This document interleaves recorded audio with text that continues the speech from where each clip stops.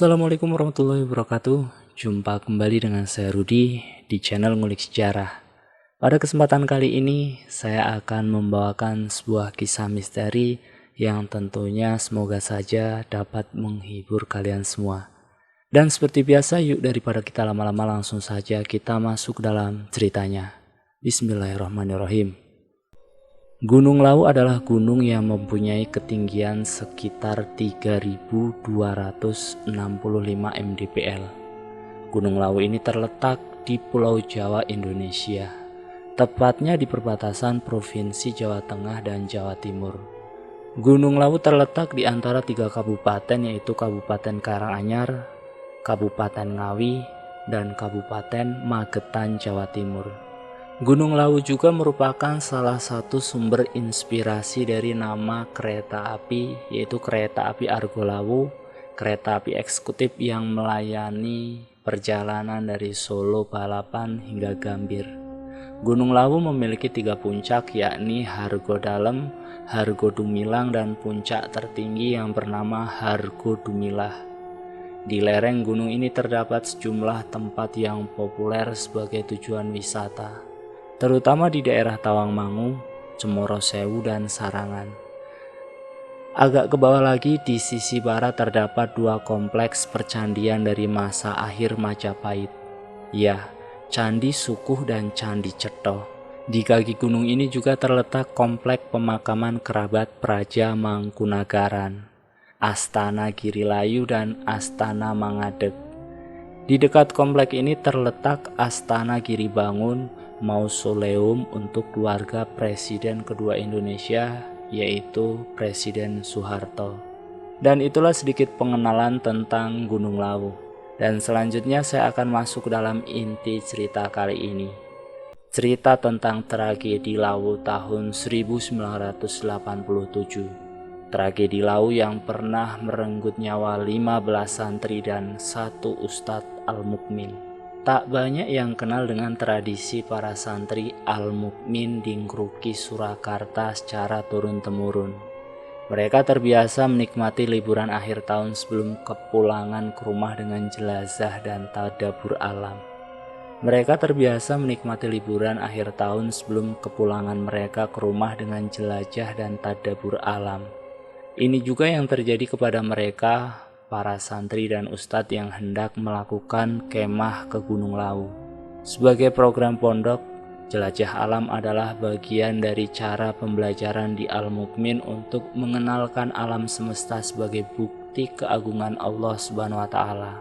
Kisah perjalanan ini kami dapatkan dari sebuah buku yang fenomenal dan berjudul Kisah Nyata Musibah Gunung Lawu yang ditulis oleh tim redaksi Pondok Pesantren Islam Ngruki, Surakarta sekitar tahun 1988.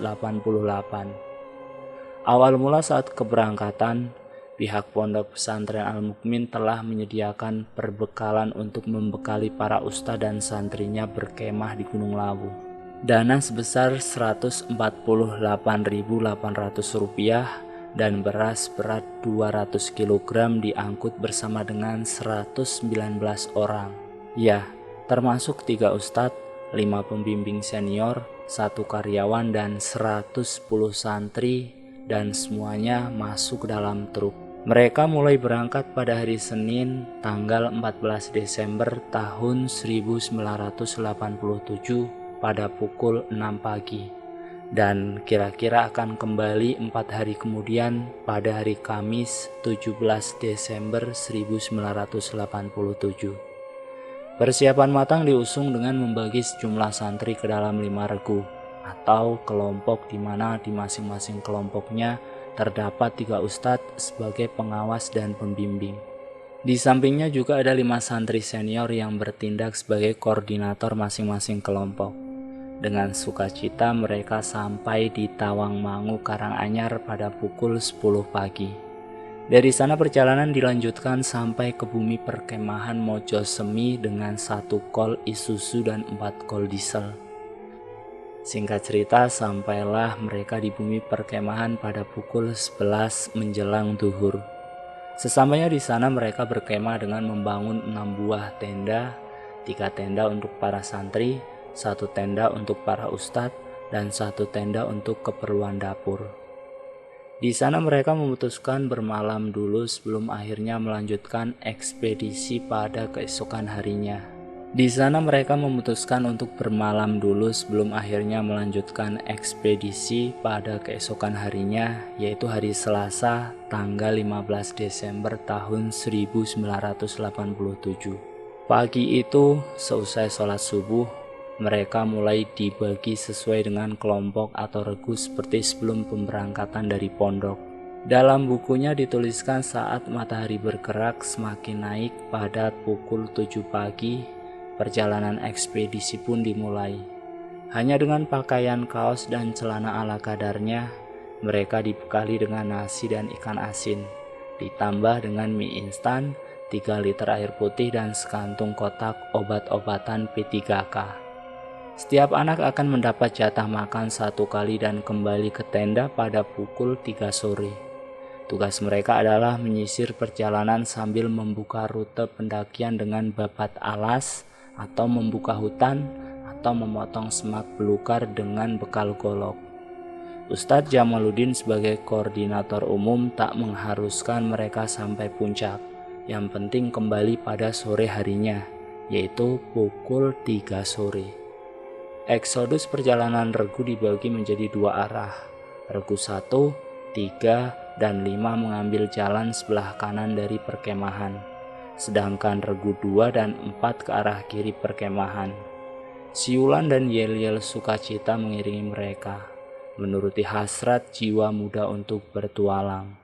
Ustadz Muhtar Tri Harimurti, guru di SMA Al-Islam 1 Surakarta yang kala itu juga turut berkemah di Gunung Lawu pada waktu yang sama, menyebut pada siang hari itu, di hari Selasa tanggal 15 Desember tahun 1987 menjadi siang yang gelap pekat, seperti akan turun hujan dan mengubah suasana yang gembira menjadi mencekam. Meski masih siang, penerangan dengan lampu sudah mulai digunakan para santri untuk menerangi petualangan mereka. Pekikan takbir menjadi isyarat komunikasi antar regu bahwa mereka tetap berada di trek yang benar. Di luar dugaan mereka yang seharusnya sampai pada pukul 5 sore, baru sampai ke perkemahan pada pukul 6 sore saat maghrib tiba.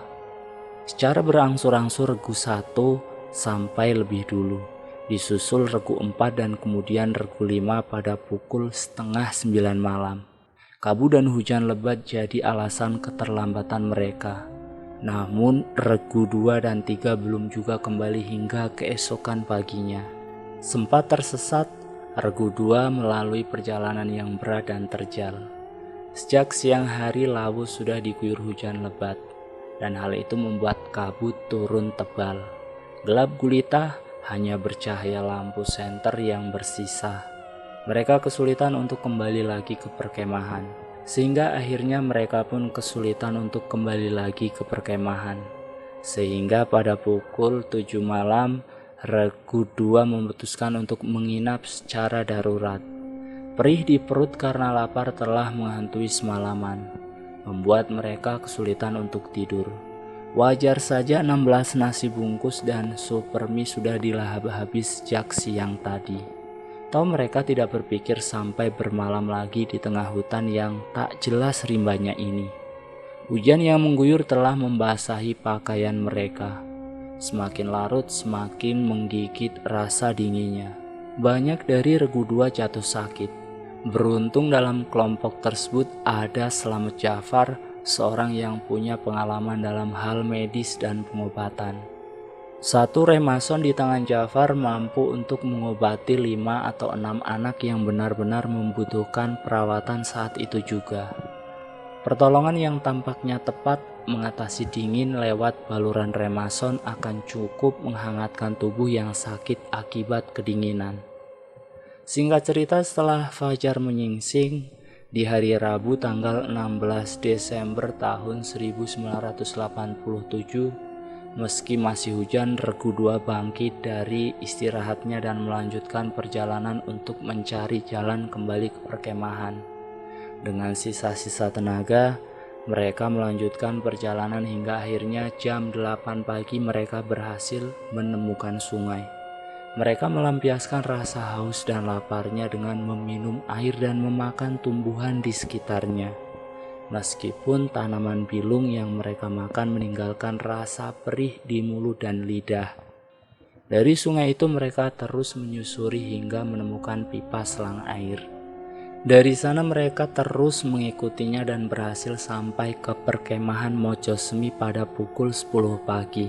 Petaka terjadi pada Regu 3. Lain halnya dengan Regu 2, Regu 3 memulai perjalanan sejak Selasa 15 Desember tahun 1987 dengan perasaan semangat dan ceria.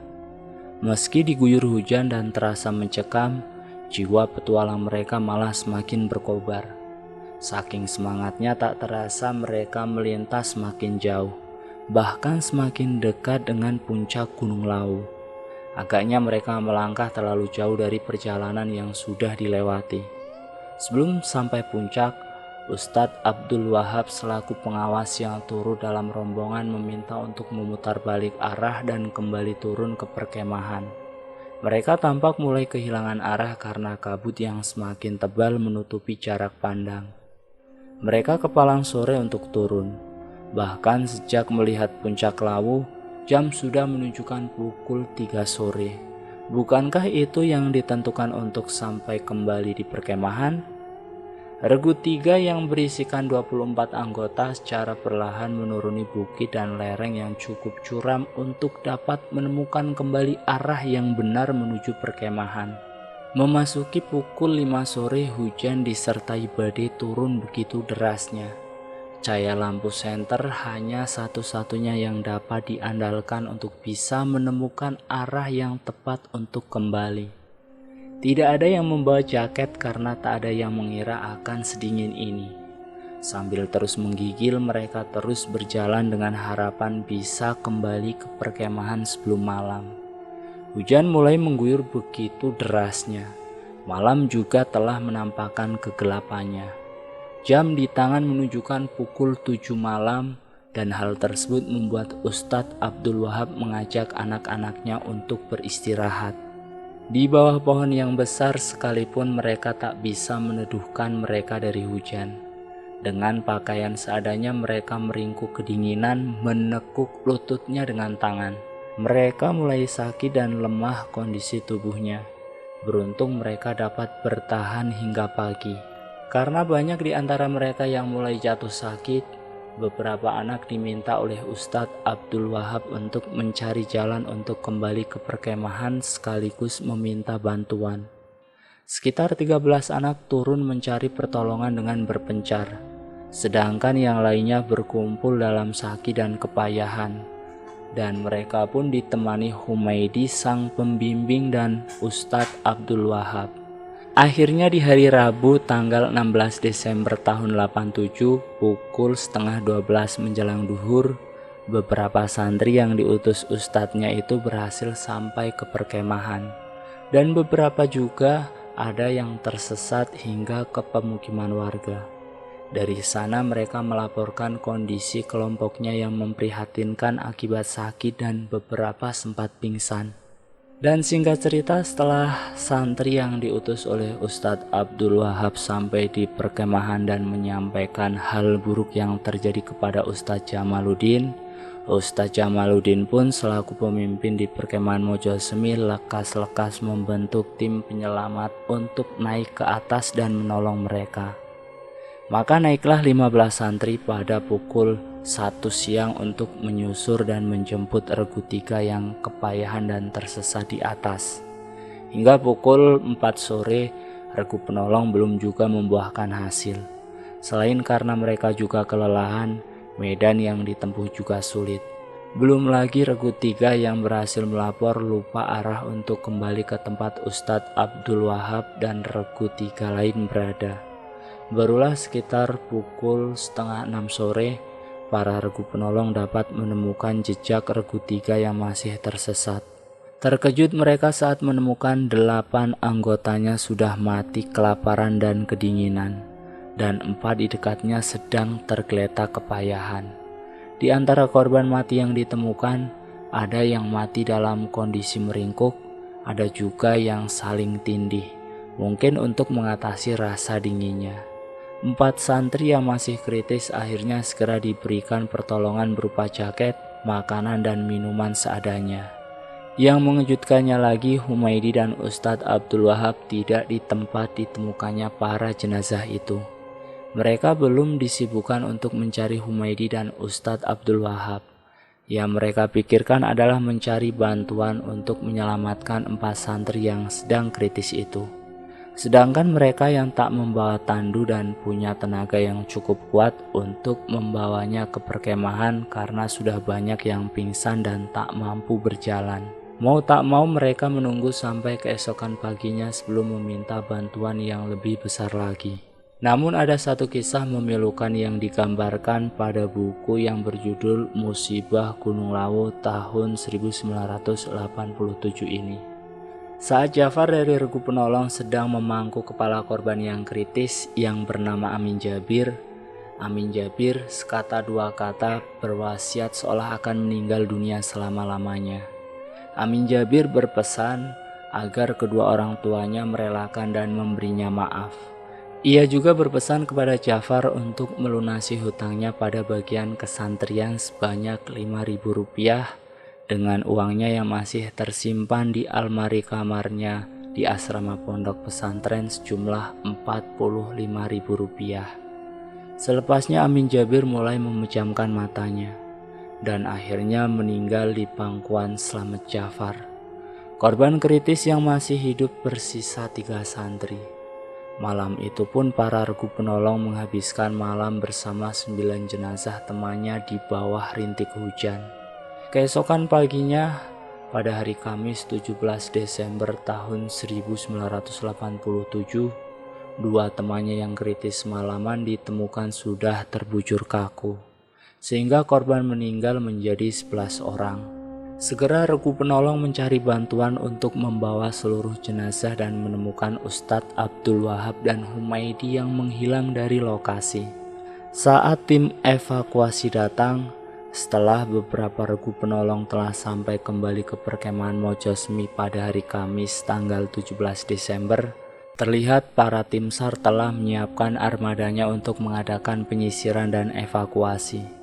Tepat pada jam 1:45 siang hari, tim Perhutani Magetan telah menghubungi kantor Yayasan Pondok Pesantren Al-Mukmin Kruki tentang musibah yang terjadi. Setelah menurunkan jenazah, tim SAR kembali beroperasi untuk menyisir dan menemukan para korban yang masih belum ditemukan. Proses evakuasi yang lebih besar lagi akhirnya direncanakan setelah subuh pada hari Jumat 18 Desember tahun 87. Slamet Jafar yang sudah berulang kali naik turun gunung menjadi pemimpin dalam proses evakuasi. Tim SAR dengan gabungan ABRI, gabungan organisasi pecinta alam dan dibantu masyarakat sekitar merangkak naik membelah dinginnya Gunung Lawu. Bahkan di lokasi ditemukannya jenazah pada hari Kamis saat itu, dibangun tenda besar dengan persiapan logistik bak sedang ada hajatan megah di tengah gunung.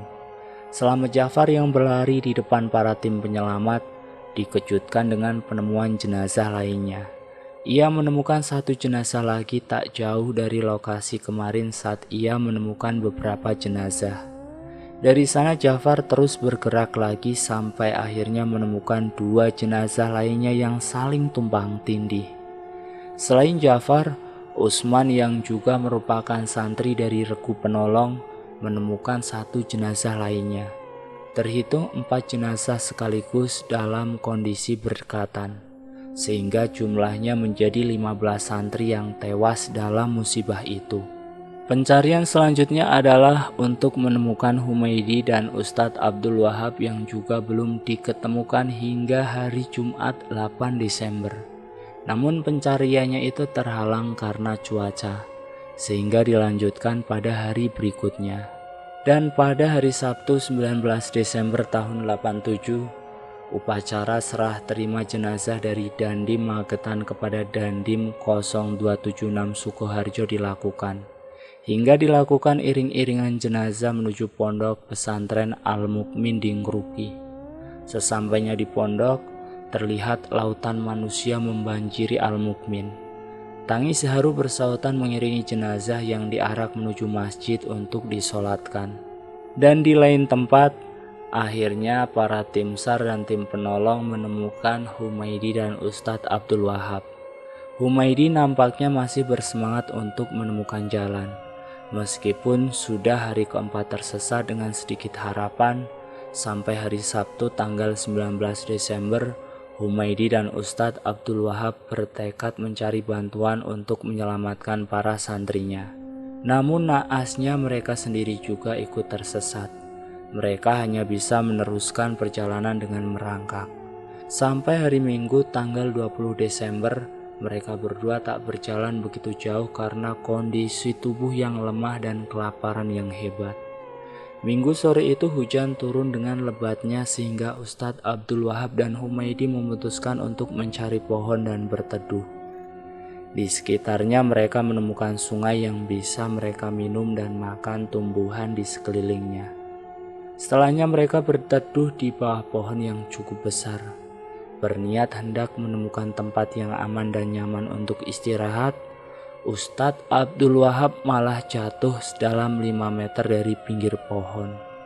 Humaydi yang hanya bisa mendengar suaranya mengucap, "Ya Allah," tanpa mampu bergerak untuk menyelamatkannya.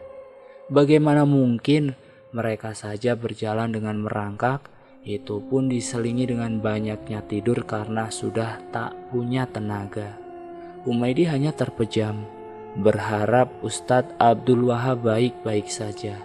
Ia pun sudah berpasrah tidak ada harapan seorang pun akan mampu menyelamatkannya.